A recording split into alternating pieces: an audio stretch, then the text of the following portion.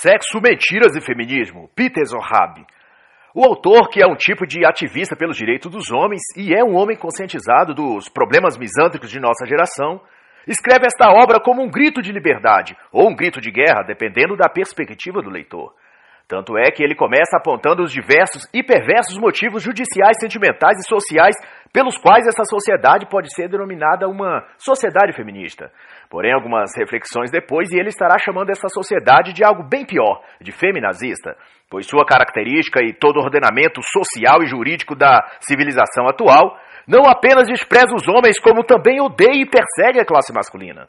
Desde cedo, o autor vai apontar as meninas ainda jovens aprendem a odiar os homens e a usá-los como peças descartáveis em seu repertório, ou caixinha de ferramentas, fazê-los trabalhar para elas, fazê-los dar prazer sexual, ou fazê-los conquistar bens materiais os quais elas vão se apropriar num divórcio ou tomar posse após uma falsa denúncia contra aquele homem.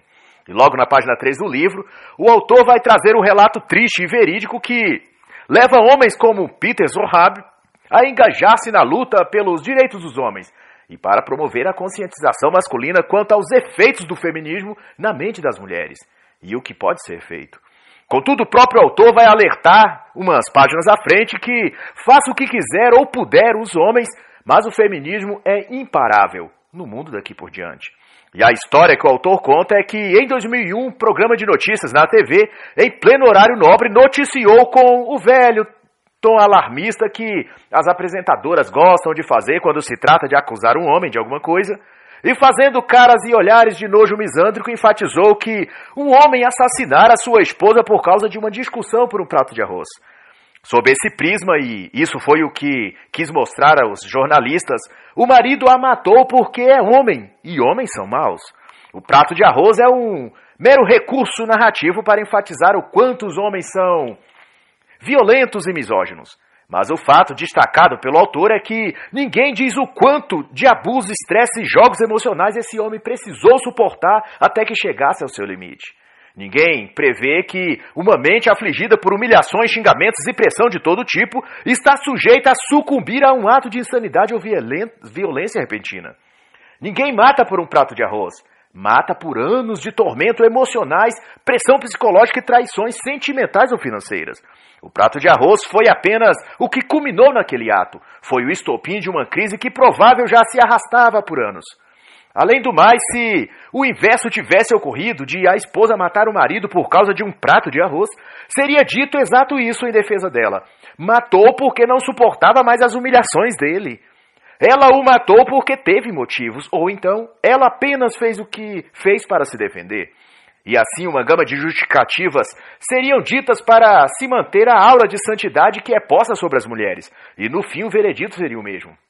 O homem, mesmo morto, é mau. Morreu porque fazia coisas ruins para a mulher. A mulher o matou porque teve de se defender. É uma vítima desse mundo machista, capitalista e burguês. E nas palavras do autor, nossa sociedade está tão dopada pelo espírito feminista ou feminazista que não percebe a tendenciosidade da mídia ao pintar sobre o homem uma imagem constantemente negativa. Uma espécie de monstro que precisa ser eliminado. É assim que apresentam o homem.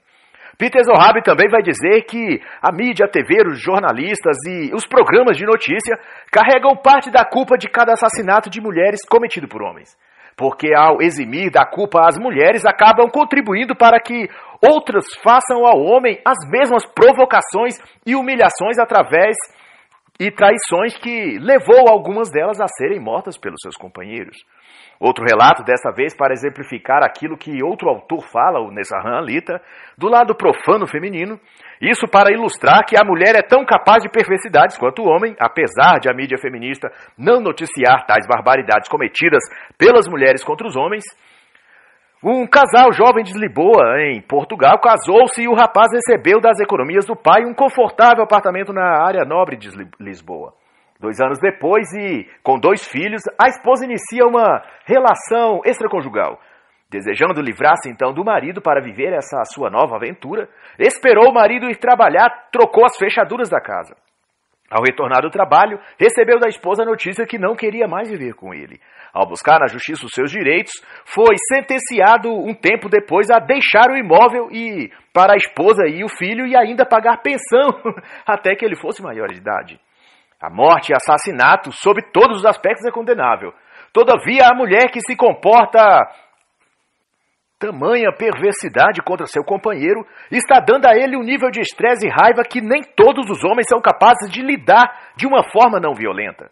Mas, porém, não há uma única voz no estamento feminista midiático que irá aconselhar as mulheres a terem atitudes mais sábias e menos dolorosas para ambos.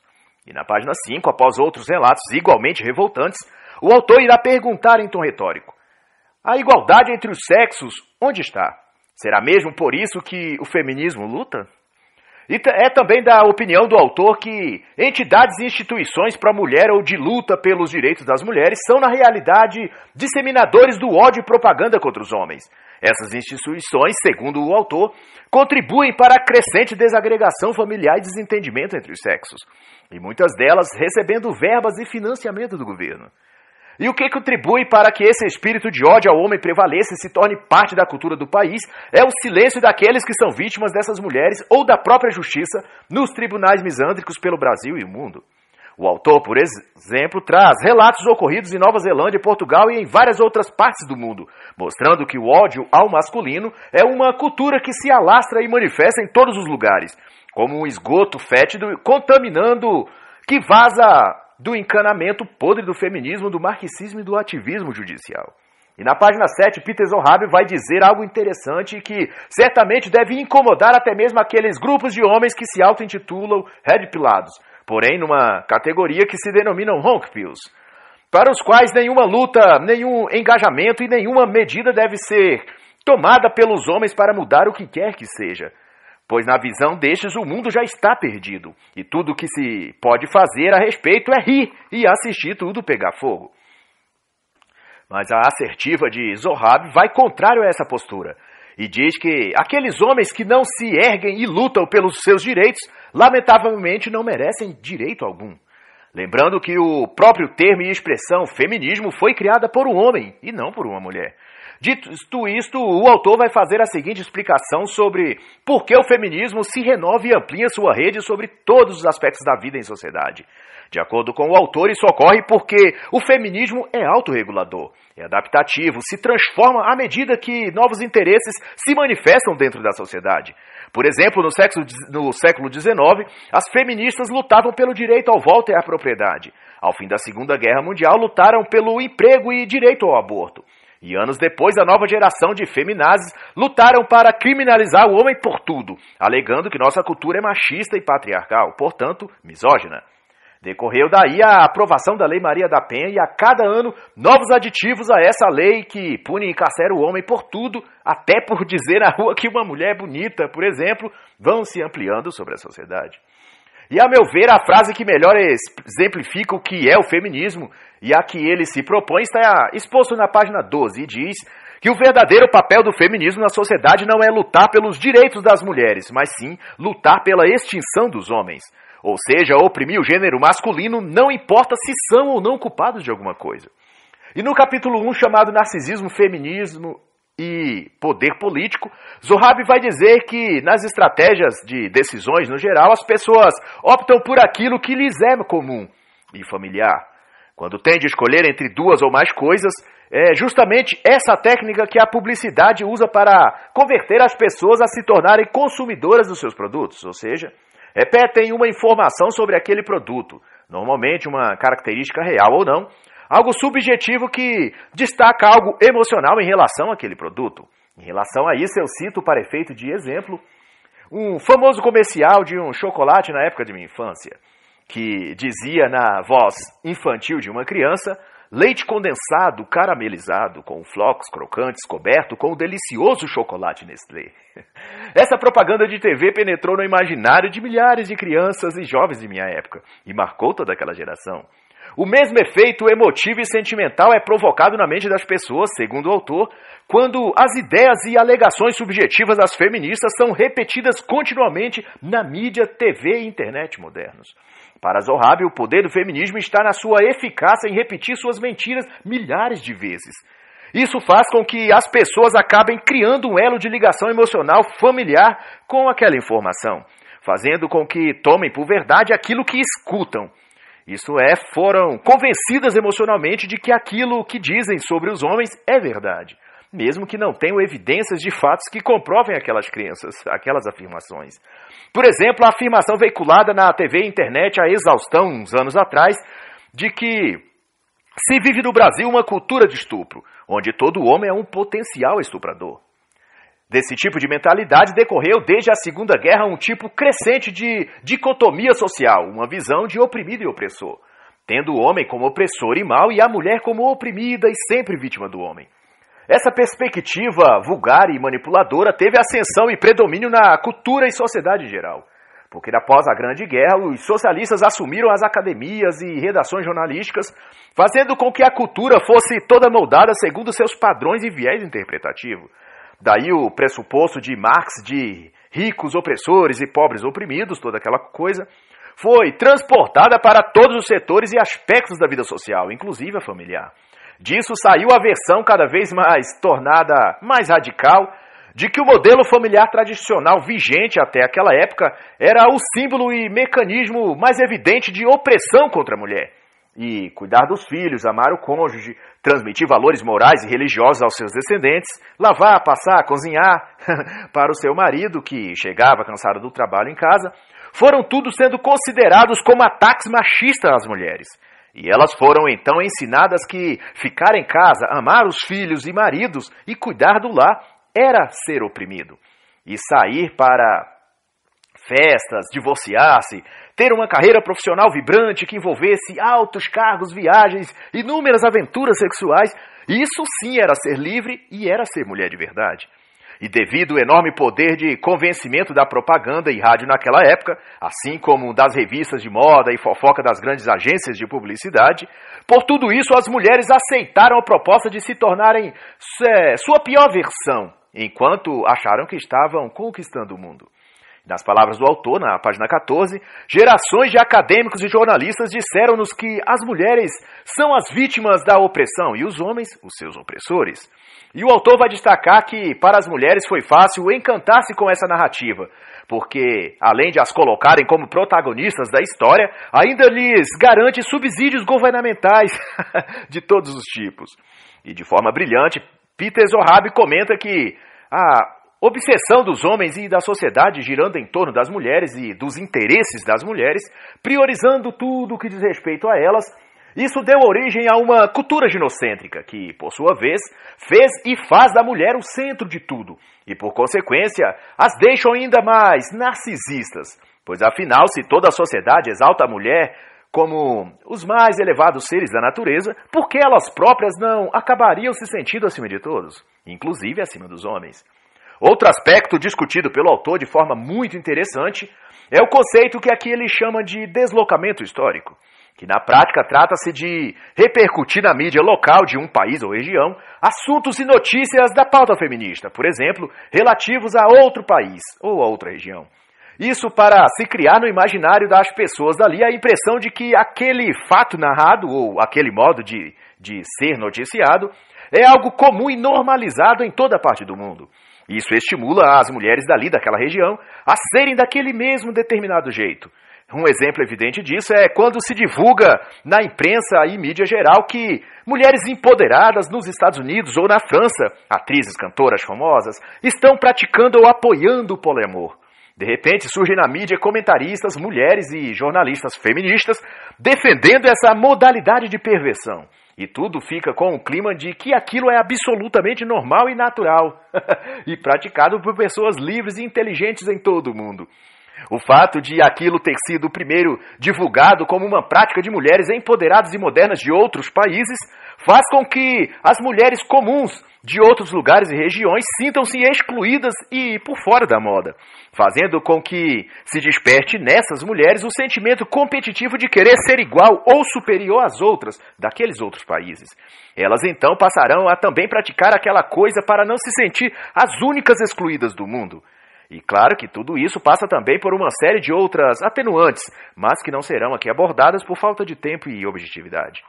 De todo modo, essa técnica de noticiar coisas e comportamentos de fora e dar a eles a impressão de que é algo comum em toda parte é o que nesta obra o autor chama de deslocamento histórico.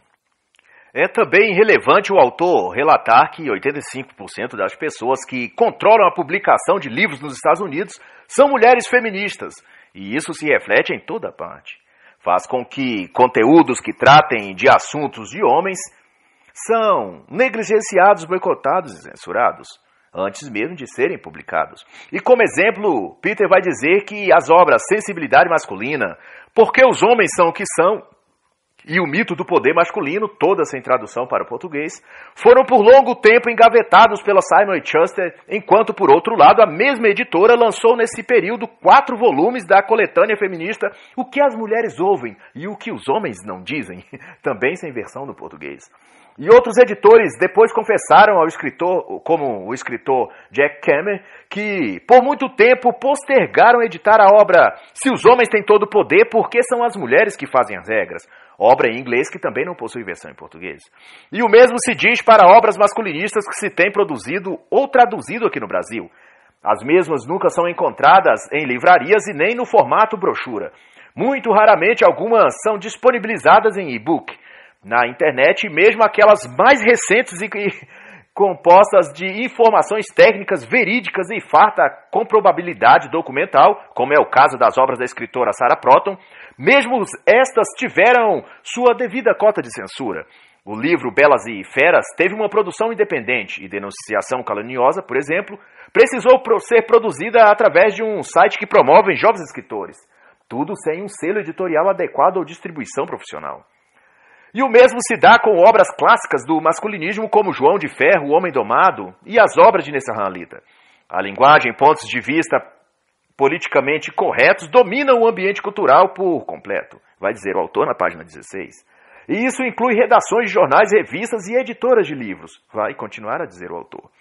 E o absurdo de tudo isso vai tão longe que em Nova Zelândia, vai nos informar Peter Zohab, chegou-se a introduzir em algumas instâncias da jurisprudência do país uma medida protetiva à mulher denominada Síndrome da Mulher Violentada, em que qualquer mulher que alegasse ter sido vítima de violência doméstica entraria num cadastro do governo e receberia um subsídio mensal, uma espécie de Bolsa Família para as mulheres vítimas da violência. E o grande problema disso é que, para haver vítima, é preciso ter um agressor. E neste caso, da noite para o dia, centenas de homens neozelandeses passaram a ser denunciados como agressores de suas companheiras. E foi graças ao trabalho de 2 movimentos de defesa dos homens, o Homens de Nova Zelândia e o Movimento de Direito dos Pais, que se conseguiu revogar essa lei e demovê-la de sua aplicação nos tribunais. E por fim, Peter Zohab vai discorrer uma realidade que bem sabemos sua exata extensão sobre aqui em nosso país, que a atual sociedade é a tal ponto ginocêntrica que os desejos das mulheres é utilizado como parâmetro para exatamente tudo. Para se criar leis, para propor cotas, para desenvolver designs de móveis ou de carros, para colocar nomes em ruas, avenidas, etc. E para quem se espanta e acha exagero de minha parte, em 2017, na capital do Espírito Santo, em Vitória, onde na época eu morava, uma reportagem de capa no jornal A Tribuna, de grande circulação em todo o estado, informava que arquitetas e engenheiras devidamente amparadas por autoridades políticas daquela capital e ginocêntricas estudavam a mudança de nomes de vários logradouros públicos e ruas da capital.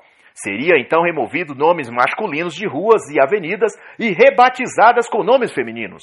A justificativa era que haviam mais ruas com nomes de homens do que de mulheres. E toda a redação jornalística, é claro, aplaudiam a iniciativa dessas mulheres e da prefeitura. E Peter Zohab ainda vai dizer que, apesar de o feminismo ensinar as mulheres a se sentirem vítimas perpétuas dos homens, e uma categoria que vive oprimida, na realidade toda a sociedade está condicionada a fazer e cumprir todas as vontades e desejos das mulheres. Se criou uma sociedade em que as mulheres têm a faca e o queijo na mão, é o que vai, por fim, dizer o autor com toda razão. A situação masculina é de sempre perder. Será também outra afirmação do autor na página 24. E dando ênfase ao movimento que tanto tem despertado polêmicas e questionamentos nos meios virtuais desde tempos recentes para cá, uma iniciativa de homens que desejam se ver livres desse jogo sórdido de manipulação e perseguição estatal e feminina. Estou eu falando do movimento MGTOW, ou da filosofia MGTOW. como a maioria prefere denominar. Sobre isso, e corroborando com o modo de vida MGTOW, o autor vai dizer que os homens têm cada vez mais que escolher entre evitarem relacionamentos ou arriscarem-se a serem condenados por violação de algum dos milhares de direitos que vão sendo dados às mulheres. A sociedade está doente, disso não resta dúvida. E um dos sintomas que melhor explicitam isso é sua insensatez e hipocrisia de negar o óbvio e forçar a acreditar na realidade paralela que criam o tempo todo. Por exemplo, se um homem assoviar para uma mulher na rua ou chamá-la de bonita ou mesmo de gostosa, é o mesmo que estuprá-la. Ou então, para citar um exemplo bem evidente e atual dessa disfarçatez hipócrita que se instalou na sociedade sob a desculpa de direito das mulheres, é a campanha que se promoveu por ocasião do Carnaval em 2020 em todo o país. Uma iniciativa de ONGs, artistas e ativistas feministas divulgou-se em todo o território nacional a campanha do Não é Não. Ou seja, durante o Carnaval, as mulheres nuas ou seminuas que se insinuarem a um homem, que agarrá-lo, rebolar diante dele, aceitar os beijos e amassos deles, mas de repente, no meio do coito ou das preliminares, ela disser não. Naquele mesmo instante, o homem deve parar o que estava fazendo e se retirar, porque um beijo ou um toque após a mulher dizer essa palavra configura o crime de estupro ou de violência contra a mulher, mesmo que o cara seja seu namorado. A campanha do Não é Não, na verdade, só exterioriza o que o autor Zygmunt Bauman já prescreveu há bastante tempo, que a sociedade está doente a um nível crônico e acometida por uma epidemia de insanidade triste e fatal. Não é não é apenas mais uma das manifestações da loucura coletiva de uma sociedade que está intelectualmente morta. Pois o que se está ensinando às mulheres da campanha Não é Não é que elas têm o poder de parar um carro em movimento numa ladeira, a destravar o freio de mão e pisar no acelerador e no meio do declive, com grito, parar o veículo. Isso é brincar com os estímulos masculinos. Ao provocar sua libido, estimulá-lo, acariciá-lo, levá-lo a um lugar esmo ou propício ao sexo e em seguida, quando esse homem estiver no auge de sua testosterona, simplesmente dizer não quero mais e achar que em 2 segundos toda a máquina hormonal que o homem colocou em ação vai simplesmente desligar, é jogar com as emoções desse homem, o que cria um estado psicológico de profundo estresse e ansiedade. E nos mais jovens acaba causando-lhe um nível perigoso de insegurança. Esse jovem virá a ter crises de ansiedade e indecisão em sua rotina posteriormente. Não é uma admissão, a meu ver, de que o mais sensato é os homens manterem-se afastados das mulheres modernas e longe desse tipo de ambiente de carnaval, baladas, festas e micaretas. Pois tudo nesses lugares é projetado para elevar a mulher ao status de deusas e reduzir os homens a vassalos dessas mulheres, a escravos delas. Vede que os homens pagam a entrada nesses lugares, as mulheres têm cortesia. Os homens pagam as bebidas para as mulheres, pagam o táxi, pagam o Uber, se forem sair. Os homens pagam o motel, pagam o jantar e mesmo depois de tudo, basta a mulher dizer não é não e o homem tende a baixar a cabeça, colocar o rabinho entre as pernas e sair imediatamente como um escravo obediente servil. De modo geral, todos, desde as criancinhas na pré-escola até as universitárias, estão sendo passo a passo doutrinadas a enxergar os homens não como seres humanos, mas algo abaixo disso, como seres demoníacos. E o contexto disso é tão psicologicamente devastador aos homens que, ao se olhar a sociedade atual, de um lado se vê homens sem iniciativa, fracos, gaguejando para conversar, com postura corporal curvada e uma completa apatia e passividade para tudo. Enquanto a despeito disso, as mulheres se portam com extrema petulância e arrogância, se comportam como deusas, dando ordens e fazendo caras e bocas de desdém a tudo e a todos. Elas estão sendo ensinadas que o mundo é delas e os homens são seus escravos particulares. E Peter Zohab vai também enfatizar que essa cultura feminista, ginocêntrica e antimasculina é tão confusa e louca que só pode mesmo causar distúrbios psicológicos nos jovens e meninos ainda em formação. Vede neste caso que, ao mesmo tempo que as mulheres esperam do homem iniciativa, tanto no trato amoroso, sexual, quanto nas demais providências da vida, ao mesmo tempo essas mulheres exigem que os homens sejam dóceis e passivos, submetidos aos desejos e aos comandos delas. Porém, as duas coisas, os dois comportamentos não podem coexistir e se manifestar numa mesma pessoa no mesmo momento. Cobrar de um homem que seja ativo e submisso, autoconfiante e obediente ao mesmo tempo é algo que o cérebro masculino dificilmente vai conseguir processar tudo isso.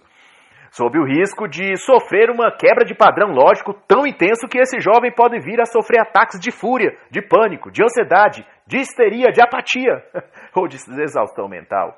Movimentos ideológicos como não é não só existem para justamente isso, quebrar a simetria lógica masculina e ferir a estrutura psicológica do homem. Os engenheiros sociais por trás dessas iniciativas sabem disso. Aqueles que escrevem e idealizam as pautas feministas estão cientes disso. E as próprias mulheres são, em muitos casos, massa de manobra dessa agenda global feminista socialista. Na página 29, o autor vai esclarecer que toda essa política antimasculina e leis declaradamente misândricas advém do resultado da luta de ONGs e ativistas feministas que, em sua quase totalidade, são dirigidas por mulheres lésbicas. Para Peter Zohab, se essas mulheres fossem hétero e estivessem emocional e sexualmente envolvidas com homens, provavelmente não promoveriam todo esse ódio e misandria aos homens. E Zohab vai salientar ainda que o feminismo migrou suas ambições do contexto social e cultural também para o aspecto político e, para além do discurso de igualdade entre os sexos, pretende agora ofertar poder para as mulheres acima de qualquer homem. Isso significa que as mulheres são ensinadas que não precisam se importar com as consequências de seus atos, pois o Estado, por meio das leis, irá protegê-las contra tudo e contra todos, inclusive de contra os homens. Nesse aspecto, não está errado alguns homens dizerem que, na realidade, as mulheres atuais são casadas com o Estado e não com o homem. É o Estado seu verdadeiro marido, a quem ela acredita, respeita e se esforça para realizar todas as vontades. O homem comum é um mero provedor, um caixa eletrônico ambulante a qual ela usa para fazer saques financeiros e manter seu status e padrão de vida. E conforme o momento ou tipo de homem, pode lhe servir também esporadicamente de um tipo de vibrador, dildo ou consolo, no qual ela permite lhes dar prazer sexual, desde que sob suas regras e sob sua vontade. Para usar as palavras do próprio autor sobre isso, a mulher o pega, liga, usa e depois aperta o botão desligar, guardando-o em seguida na gaveta do armário chamado Friend Zone, para requisitá-lo apenas em outro momento que estiver com paciência e vontade de brincar um pouquinho. Para Peter Zohab, muitas lésbicas encontram no feminismo uma forma de manifestar sua aversão aos homens. E juntam-se a elas muitas outras que, por haverem feito escolhas erradas, ou seja, dos piores exemplares de homens no mercado, e por causa disso se decepcionado, agora juntam forças ao discurso feminista para expurgar os homens como vingança por um que a decepcionou no passado. E outra página, o autor vai dizer que parcialidade, cobertura tendenciosa e viés antimasculino fazem parte da publicação diária da maioria dos jornais e revistas e também da mídia em geral. E para demonstrar isso, o autor chega a citar o caso envolvendo, na época, a falecida cantora Whitney Houston. Ela envolveu-se numa situação de violência doméstica com seu companheiro e logo toda a mídia passou a tratar ela como vítima e o seu marido foi lixado moralmente pela imprensa. Porém, no desenrolar dos fatos, a própria cantora admitiu que ela é que tinha agredido o marido e não o contrário. Rapidamente, então, toda a mídia silenciou-se a respeito e não fizeram qualquer retratação ao homem pelas mentiras e calúnias inventadas contra ele. Nem também comentaram nada sobre Whitney Houston, uma mulher ser agressora. Isso reforça tudo o que se diz e se vê atualmente em curso no mundo. Um tipo de mentalidade narrativa em que a mulher é sempre vítima e o homem sempre o agressor. E para sustentar essa tese de que as mulheres dizem que o homem é mais agressor ou violento no contexto das relações conjugais do que as mulheres, Peter Zohab vai refutar essa narrativa citando um estudo que envolveu mais de 60 mil casos investigados de agressão e violência conjugal entre homem e mulher. E o resultado desse estudo empírico foi que a mulher é agressiva ou mais agressiva até do que os homens nas suas relações conjugais. E que toda a panaceia das feministas sobre uma sociedade machista, violência, opressora, é na realidade propaganda antimasculina promovida por interesses escusos ou de uma agenda global que visa reconstruir a ordem mundial. E a bem da verdade, diversos outros relatórios e estudos comprovam que mulheres e homens se agridem na mesma proporção, em questão, claro, da convivência conjugal. E Peter Zohab cita ainda o amplo estudo realizado na Nova Zelândia em 1996 por Moffitt, Casp e Silva, denominado Descoberta sobre a Violência Conjugal. E no capítulo 5, o autor vai tratar da questão de abuso sexual e falsas acusações. E de posse de pesquisas e relatórios documentais vai dizer que as mulheres são ou podem ser tão abusadoras quanto os homens. Mas, porém, a mídia feminista tem dado aos homens o estereótipo de abusadores e às mulheres o status de vítimas dos abusos. Para uma mulher, vai dizer o autor, é bastante fácil dizer, após a consumação do ato sexual, que foi algo contra sua vontade, principalmente se ela for menor de 16 anos, e o fato vir a público. Pois, para não ficar mal falada ou ser punida pelos pais ou colegas de escola, que zombarão dela, chamando-a de puta, vadia, esse tipo de coisa, é mais fácil para ela do que para o homem livrar-se desse tipo de exposição vexatória, dizendo que foi então abusada ou violentada por aquele homem.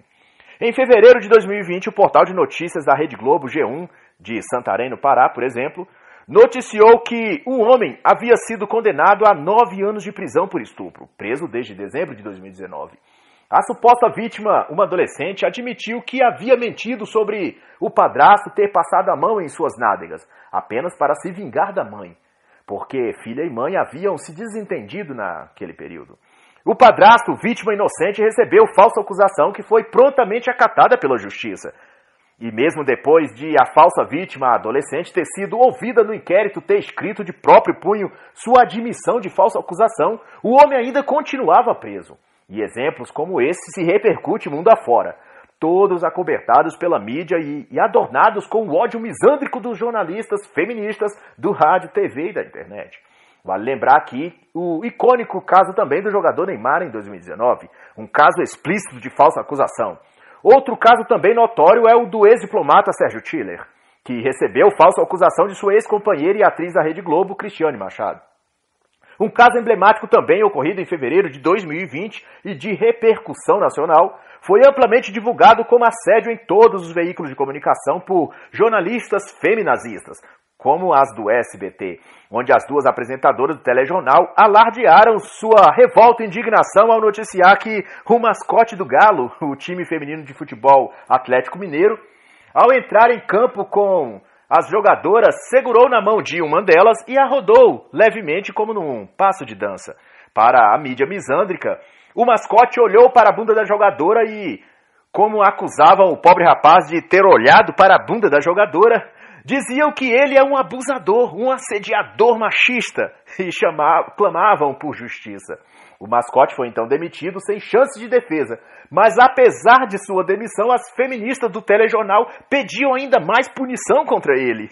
Mas na verdade o único crime desse rapaz foi olhar o corpo de uma mulher, chegar perto dela ou mesmo admirar sua beleza. Essa é a primeira vez que um homem é punido sumariamente por olhar uma mulher. E para aquelas que insistem em não entender por que alguns homens têm se tornado MGTOW, que esse episódio sirva de resposta. Simplesmente os homens estão em vias de serem punidos por simplesmente olhar para uma mulher, fazendo, portanto, coro ao que alguns já declaram pela internet afora. Todos os caminhos levam ao MGTOW. E a palavra final do autor sobre isso é que casos como tantos de falsa acusação têm se proliferado e pelo motivo de que nos tribunais, juízes, promotores, delegados e investigadores não solicitam provas daquilo que dizem as mulheres. Basta a palavra delas e todo o trâmite acusativo é feito e no menor tempo possível o homem é condenado e preso. A autora Sarah Proton traz inúmeros desses casos e denuncia a ação arbitrária da justiça e magistrados em relação a condenar o homem sem provas e a glorificar a figura da mulher, dando como verdade todo e qualquer absurdo que elas digam contra os homens. A obra em questão é Denunciação Caluniosa, um crime atual, o qual eu recomendo a todos os homens leitores deste canal. Em geral, é notório e evidente a tendência da justiça, dos meios jornalísticos e de quase toda outra parcela, grupo ou categoria de indivíduos a defender e justificar todo e qualquer comportamento feminino. É um tipo de tradição bizarra e sem sentido que todos esperem e achem normal as mulheres serem idolatradas e os homens fazerem o possível e impossível para fornecer a essas mulheres todos os mimos, todas as benesses e toda a comunidade que comodidade que podem oferecer apenas pelo exclusivo motivo de ela ser uma mulher. Esquecem que, assim como na vida, os homens só recebem aquilo que conquistam: honra, dignidade, respeito pessoal, profissional, admiração, dinheiro. Assim também deve ser com as mulheres. Admiração, respeito, carinho, afeto, elas têm de provar que merecem. O fato de elas terem uma vagina entre as pernas não deveria ser o suficiente para serem tratadas como seres de luz, entes supremos do universo. E na visão do autor, esse tipo de tratamento VIP que os homens dão às mulheres, independente de elas o merecerem ou não, é o que faz com que os próprios homens sejam rebaixados ao ponto de servirem de degraus para as mulheres subirem. Algo que só prestigia o ego feminino e deprecia toda a classe masculina. Pois se tais mulheres de ego inflado, hipergâmicas e traiçoeiras são vistas e consideradas assim pelos homens, mas porém estes mesmos homens continuam a procurá-las e a buscar fazer todas as suas vontades, significa então que se as mulheres mordenetes não valem nada e os homens as querem mesmo assim, isso quer dizer que estes homens, então, valem menos ainda. Isto é, se essas mulheres, com o perfil qual trata este livro, são, apesar disso, rodeadas de homens para paparicá-las e adorná-las de elogios e de cobiça, então estes homens se autodeclaram inferiores a elas. Pois mesmo a merda evacuada pelo gado no pasto possui seus admiradores, que são besouros e moscas que a rodeiam. Portanto, toda vez que pensar que determinada mulher ou grupo de mulheres são uma merda para você, pense e repare se você não está, neste caso, sendo a mosca ou o besouro a rodeá-la.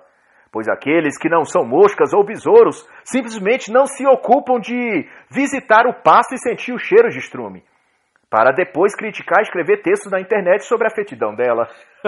Acaso não sabe que essa é a função natural do esterco? Deixe a merda para as moscas. Então viva longe do pasto.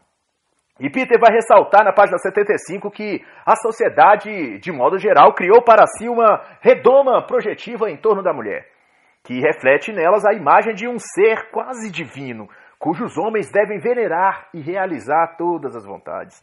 Alguns masculinistas tentam rastrear a origem dessa idolatria à mulher e culpam o tradicionalismo católico por estender os dogmas e devoção a Maria, mãe de Jesus, chamado no catolicismo de Mariologia, para além do âmbito religioso, fazendo com que tudo aquilo que se crê acerca de Maria de Nazaré, da Bíblia, fosse projetado também para todas as mulheres comuns da sociedade. E dentro dessa interpretação, todas as mulheres personificam de alguma forma a donzela submissa, honrada e esplendora mãe de Jesus.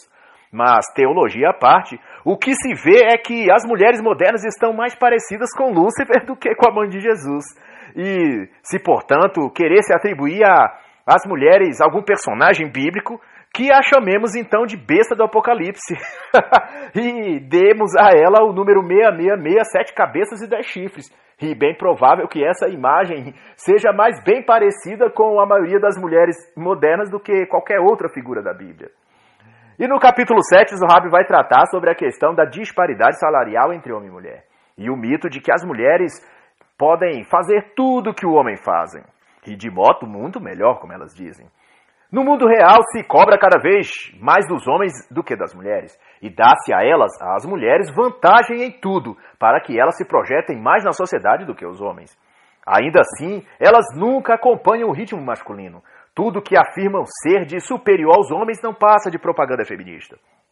Mulheres aposentam-se mais cedo que os homens, recebem cotas em empregos públicos, privados, em concursos, universidades, em partidos políticos. Quando de prova de aptidão física ou competições esportivas, elas não competem em igualdade de condições, têm sempre vantagens do percurso menor, de quantidade menor de repetição, ou tempo ou postura melhor. Bom, tudo que se diz de a mulher fazer tudo que o homem faz e melhor é mito.